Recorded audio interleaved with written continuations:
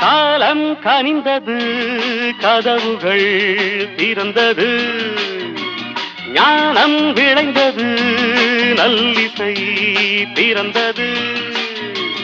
புதுராகம் படைப்பதாலே நானும் இறைவனே, புதுராகம் படைப்பதாலே நானும் இறைவனே.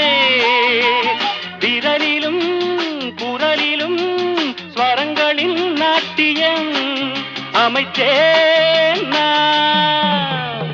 மழை திறந்து தாவும் நதியலை நான், மனம் திறந்து கூவும் சிறு குயில் நான், இசைக்கலைஞன்